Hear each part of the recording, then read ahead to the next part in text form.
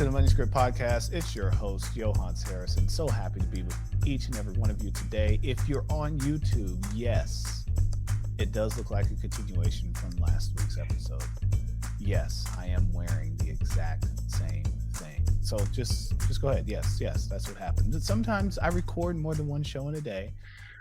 We are here at the Manuscript Podcast, where we are here to bring you some financial literacy to help you make better financial decisions. I bring you some guests from all different walks of life to share more about their platform and how they are incorporating their manuscript into the everyday decisions and financial lives that they have. Today, I'm joined by a new friend, Liv Gagnon. Thank you, Liv, for joining us. Yeah, thank you for having me. Oh, indeed. So she's the co-founder of Choir. Now, I have to give a shout out to Twitter because I learned about Choir from Twitter.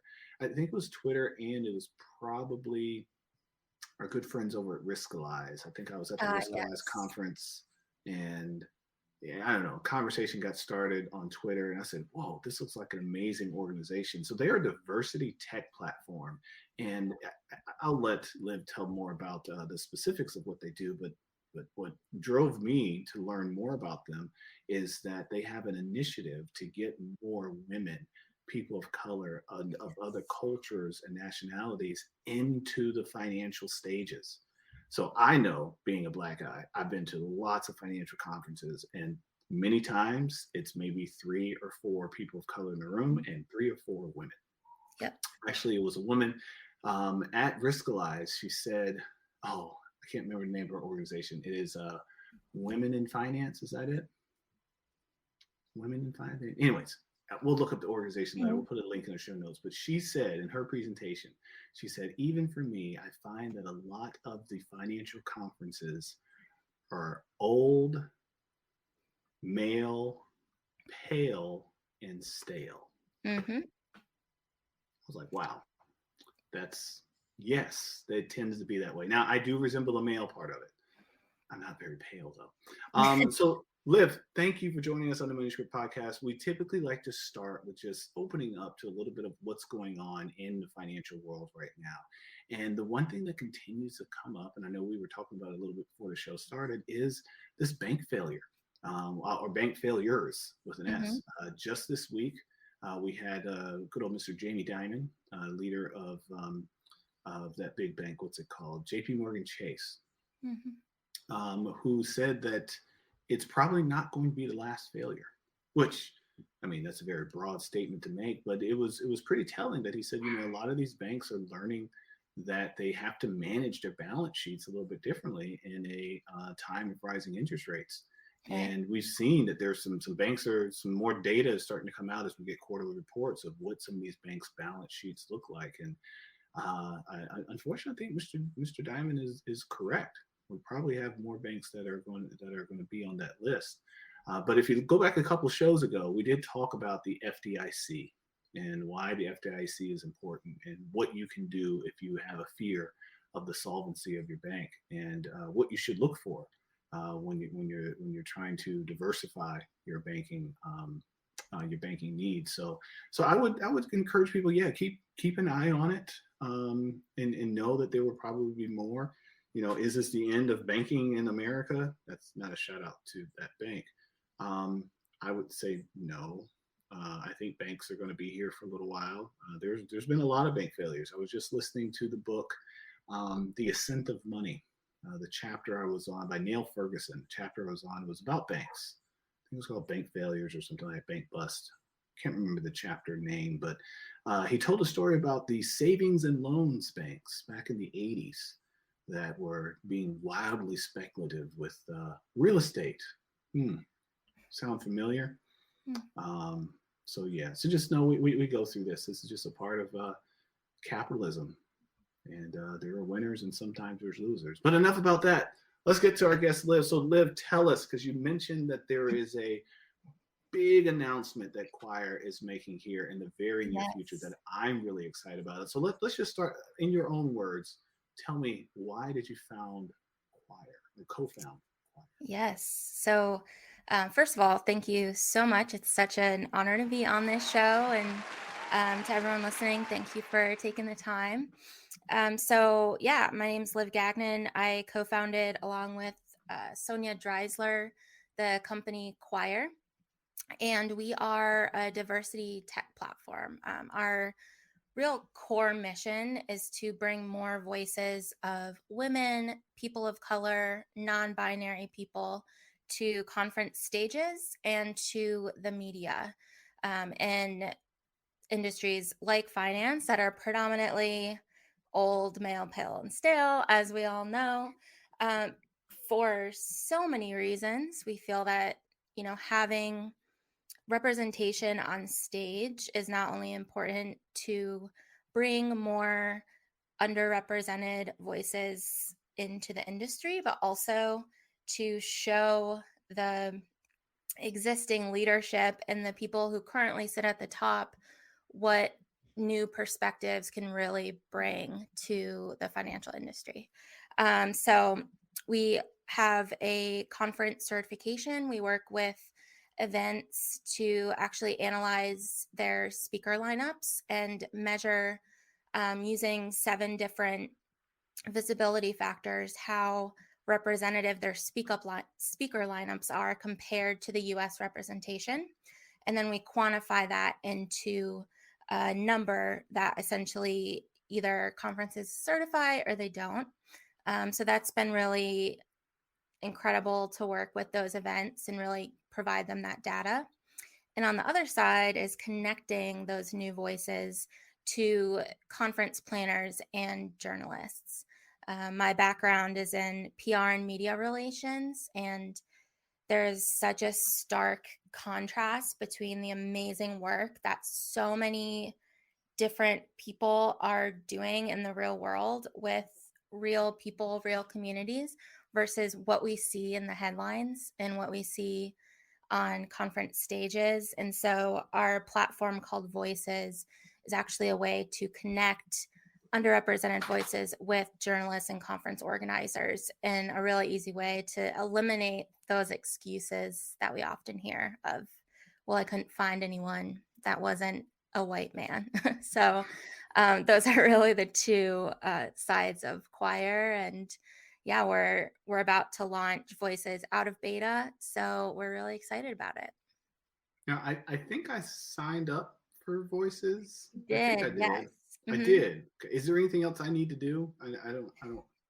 Not right now. So we have Okay. about 400 people who have signed up for Voices in beta, which is amazing. We call them our experts on there, including you. We call them our voices.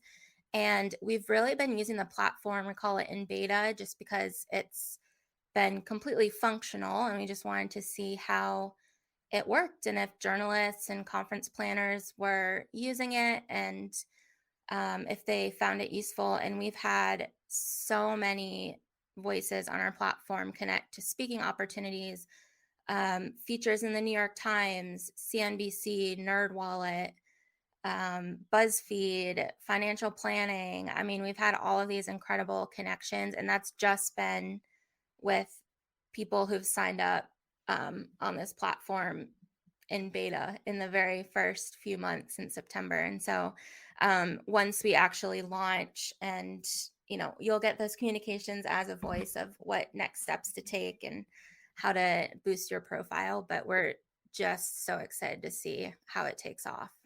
I'm excited too because again, I've been in this industry for 22 years,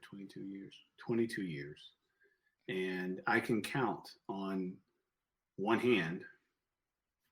Yes, I can count on one hand the amount of times that a speaker wasn't old, male, or pale, Mm-hmm. or stale.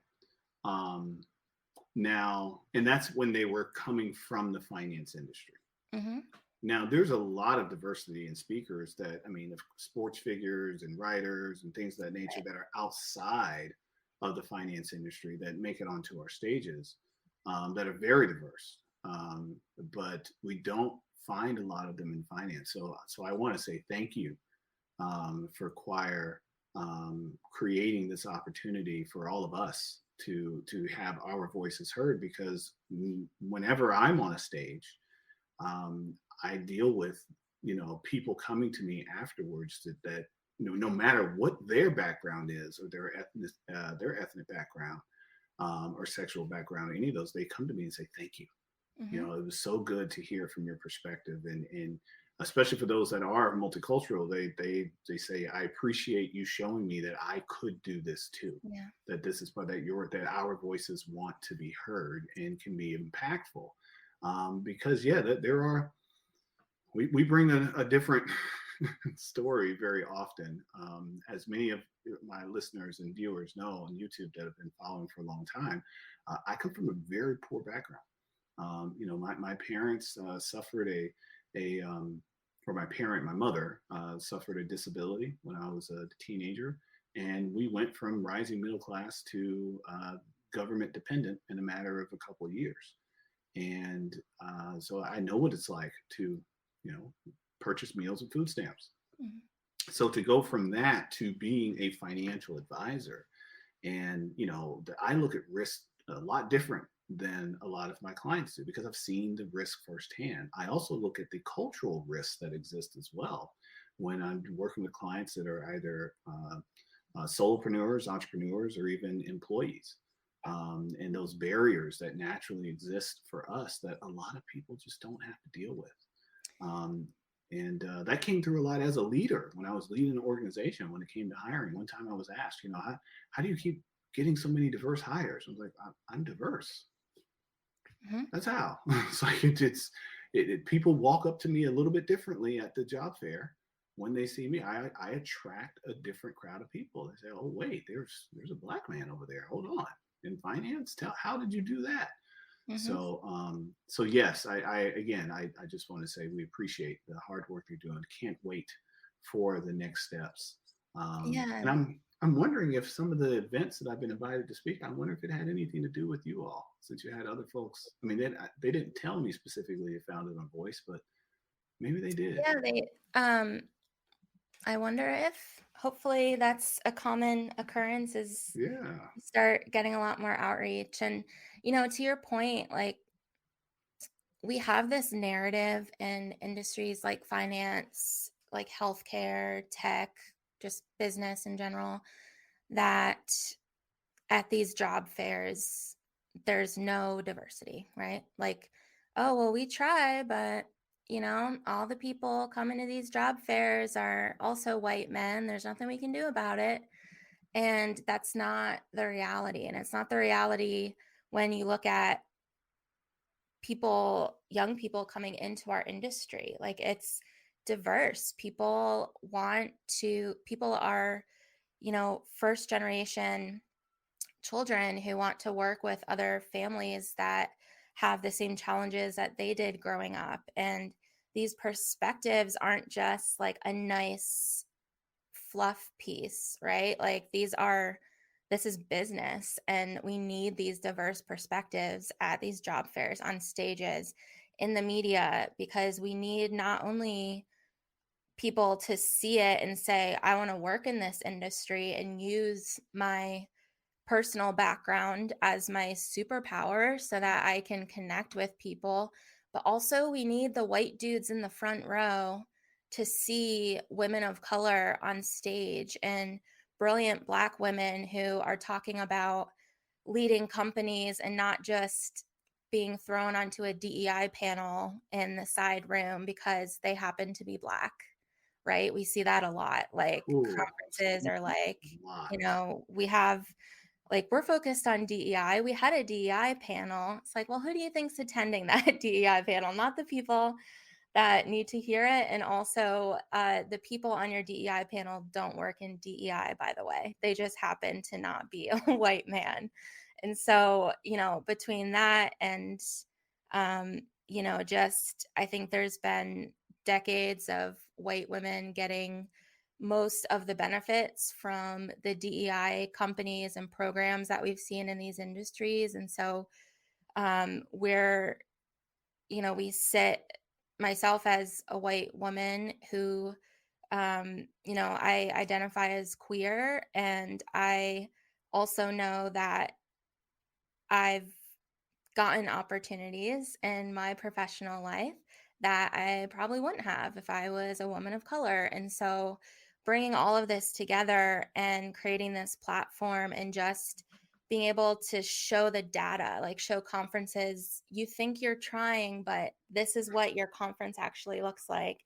And oh, you say Looks there's old, no. male, pale, and stale. That's what it looks like. Yeah, here's hundreds of people that don't look like you that we could connect you to in the next 30 seconds that you will learn from at your event. And so it's just such a pleasure to be able to help facilitate that.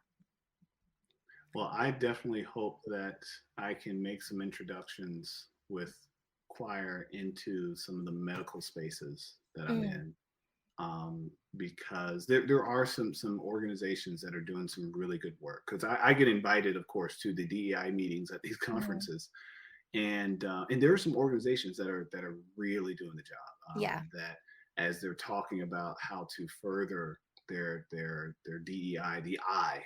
That's the Hmm. one that I love when I hear them talk about the I, Yeah. because it's one thing to be invited to the party.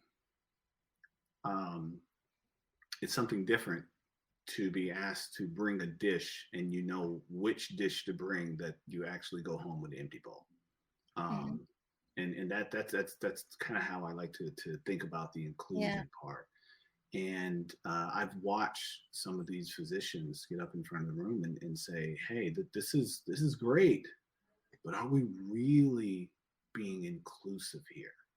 Hmm. Our look at our on our leadership board, because a lot of times at the DEI events, the leadership board looks a little pale and stale. Hmm. Not always as male, but it still can be a little pale. It's like, okay, well, I thank you. We need your leadership, but we also need some of these other individuals to be included in that, and for their ideas to be heard and their ideas to be taken into account. So I again, I appreciate the hard work that you're doing, especially in today's fast information moving age. Um, like, was it going to be tomorrow? Boy, it is. Anyway, not that kind of podcast. So one day I'm going to let it be, and I'm just going to just go off the rails and see what happens. It'll be Go fun. for it. Go for it. Go for it. Why not? So, with every guest that's on the show, we're going to divert a little bit here. We Hmm. like to talk about your money script, and your money script is really your relationship that you have with money and how you make decisions, especially decisions when you're under pressure when it comes to finance. And we believe a lot of that comes from the things that you learned as a child that were imprinted upon you. Yeah. So, with every guest, we ask a simple question. So, Liv, what is your first memory of money? That's actually, it's such good timing that we're having this conversation because Oh, um, this being a startup founder, right? Being a 31-year-old startup founder, like this is um, a scary place to sit in with uncertainty. And I've been having to do a lot of that self reflection on, just making sure, like, it's scary not having consistent income or taking risks. And I've been wondering, like, why is the concept of money so scary to me? And trying to really address that now while I'm at the beginning of this journey so that I can really be self aware as we grow the company. And so I have been thinking a lot about that lately. And I think my first memory of money was, I don't know if it's like money per se, but it was wondering why, as a kid, my parents had to be working so many jobs and like always be gone working when the other kids' parents weren't. Like it didn't make sense to me. Like my mom would wake up really early, bring me to like the most convenient daycare, and or my sister would watch me and she'd go to her first job and then come home, go to her second job, come home, sometimes go to her third. And um I remember that, like, oh, like the amount that you work doesn't necessarily mean you have more money. Like my parents were still, um, I could see that struggle and they did their best, but I think I couldn't even tell you like what age, but I just remember being little and realizing that. Mm. I'm glad that you prefaced this with the fact that being a startup, you are dealing with some of those feelings and those risk factors Hmm. that come with being a startup. And it wouldn't surprise me if you have some very early mornings and late nights. Hmm.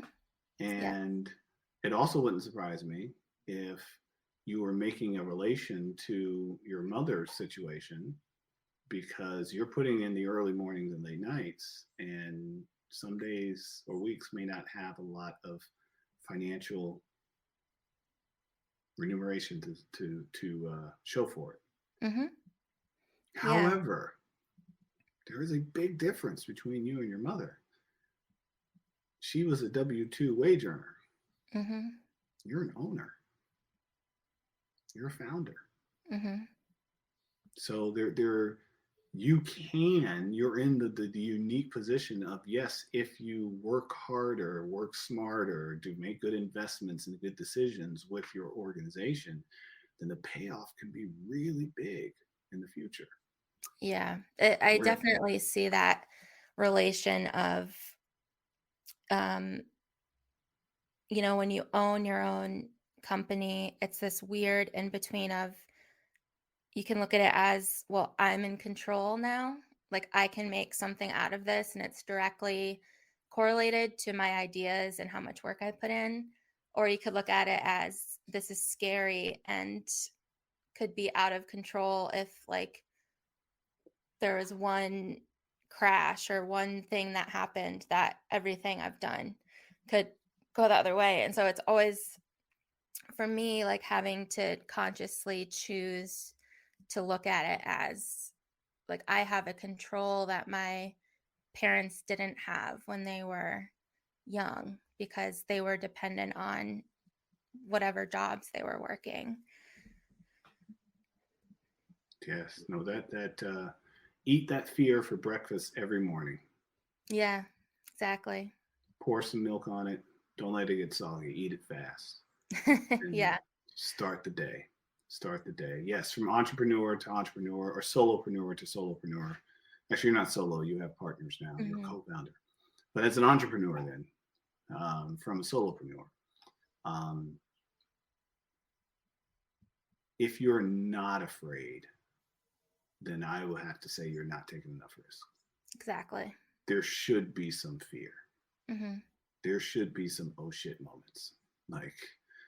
Like going to this meeting, like this meeting has to go really well. you know, this Yeah. pitch, this has to be the best pitch that we've ever done. Yeah. I, Well, I, if I there's not fear, that means that someone has already paved the way before, right? yeah, no, there's Because no you know fear, it's then you're the not making an steps. impact. There's Yeah. no impact. Hmm. If you want to make an impact, there's going to have to be a fear factor, something for you to overcome, something to force you to change, to grow, to caterpillar to butterfly, whatever Hmm. phrase you want to use. That has to be there. That pressure needs to be there to push you to do something that's very uncomfortable. And really, at the end of the day, let's be honest, Liv, we're not doing it for us. Hmm. We're in a service industry. We do it to better the lives of others. Exactly. And the bigger impact we can make on others, the bigger the gift comes back for us. Yeah. And And yeah, I was just going to say, when we were starting choir, a lot of I'll call it what it is, unsolicited advice that we got from some people was, oh, you should make this into a nonprofit. And we were like, why? And we're like, we have a really solid, profitable business idea here. Well, diversity, like people just equate anything with diversity or helping people or anything like that as, well, it must be a nonprofit. We're like, no, Yeah. we want to make money, because when we make money, the people on our team make money, and the people on our platform are getting more opportunities, and we want all of us to benefit from this. And so that just makes it easier, I feel like, to work those early mornings and late nights, because it's bigger than just Sonia, my business partner, and I, right? It's like Hmm. we're doing this for everyone attached. Yeah, I like to share with people, and because I get that sometimes too. Like, oh, have you ever thought about just just making like a nonprofit that creates financial literacy and all that great stuff? Like, yeah, when I have enough profit, I'm happy to do that. Yeah, exactly. Once I have enough profit to be financially independent, I'm happy to do things for nonprofits. Like I give in other ways. I do. I'll go in classrooms Hmm. and give financial advice and to the now not in these colleges and institutions with their billions of dollars of money. No, y'all gonna write me a check. Yeah, I Yes. said it. Um, but the public school system, oh, absolutely. I've given some of my most exciting talks I've ever had with, a group of 30 Girl Scouts between the ages of 10 and 14, or a bunch of seventh graders at an inner city school. Because some of them have never even heard of these concepts before. Yeah. They're completely foreign to them. Or meeting with a group of seniors that are graduating from high school, and seeing how many are going to college versus how many are just going to get a job, and say, is it W-2 or 1099? And they just look at me like, what? Am I Yeah. paid 1099 an hour? Like, no, that's not what that means. It's like, how are we sending you into the world without this I know. information? Anyways, digress. So listen, Liv, it has been an absolute pleasure speaking with you today. Let's recap just on a couple of things today. Hmm. Number one, um, early on, we talked about again the bank failures that have been going on. And we shared some of the comments from one of the largest bank leaders that we have. And he said that it probably won't be the last. And he probably has a better idea of that than any of us, or even some of the talking heads that we see on television, YouTube, Twitter, what have you. Um, so he might be right about that. But just know, as we said on a previous episode, that as long as you or within those FDIC limits, you shouldn't have much to worry about. But it can be stressful to think of what happens if you can't access your capital. That's a very low likelihood that you wouldn't have access to your capital for an extended period of time if you're within those rules. But it could happen. So for that reason, it may make sense to have another bank account somewhere. Okay, can't hurt as long as you're not charging any fees. Like I said, we talked about that a couple episodes ago. We also brought our good new friend, Liv Gagnon, onto the show. Thank you, Liv, for joining us. She shared with us a little bit more about the work she is doing with her partner, Sonia, over at Choir. I'm so excited to be one of the voices, just one. And I'm excited about some of the other relationships that we're going to build, and hopefully to be able to get them into some other arenas that need this data. Because Yeah. for any of you listeners or viewers out there that go to conferences, and tell us, give us some feedback. The last conference you went to, how many people were there that looked just like you? How many people were on stage that looked like you? How many people were there that did not look like you, or that were you're far opposite? Was that diversity, equity, and inclusion happening in the stages and in the meetings of those conferences you go to? We'd like to hear about it. Well, actually, Liv wants to hear about it more I than I Yeah. do. So if you are someone that sets up conferences and events, and you're looking for a speaker that is, I'm not old yet. I am male, not very pale, definitely not stale. Feel free, reach out to us. I'd be happy to learn more. Or if you're looking for up to 400 different voices from different walks of life, please reach out to Liv. She'd be happy to share more with you about our organization. So, by the way, with that, Liv, how can the people reach you? Yes, so you can go to hellochoir.com. That's our website, and you can find everything there, from how to get your conference certified. And by the way, that's conferences in any industry. We Everything we do on the conference side is completely industry agnostic. So we'd love to hear from you. Um, and if you are a voice, we are actually, when we launch our platform out of beta in just a few short weeks, we are, and I haven't mentioned this yet publicly, but we are expanding to business, finance, tech, and law. So if you're an expert with any amount of years under your belt, or whether you want to be a keynote speaker or on podcast, whatever interest you have, please go to hellochoir.com/voices and you can sign up. It takes about 10 minutes to sign up and fill out your profile, and we'll be excited to have you on that database. And we're on Twitter at Hello Choir. I'm going to call some people out. Simone Redwine, they said law. You heard me, yes. Simone. We're going to tag you and everything. So you're going to have to hear. Like, why am I coming up on this show again? So yes, Simone. Come on, Simone. She was a friend of the podcast. She's in law, great speaker. She's already on a few different platforms, but she would be dynamic in front of some other rooms. Who else do I want to throw onto the bus? Not under the bus, on the bus. Let's see.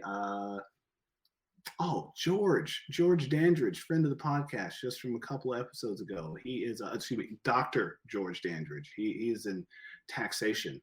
And so he fits into that finance space.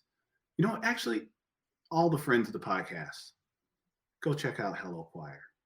Let's come be a voice with me, and let's increase the size and impact that we have on our multicultural planet.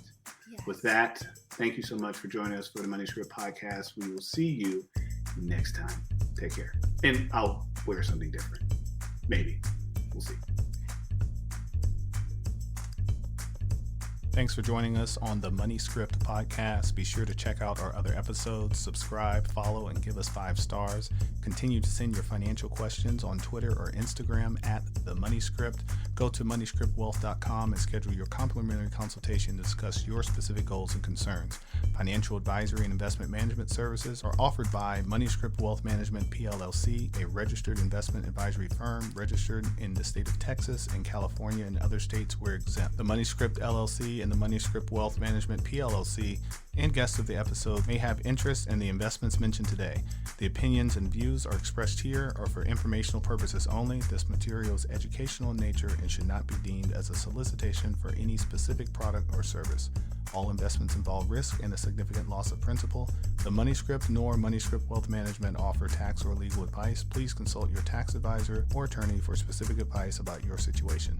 Until next time.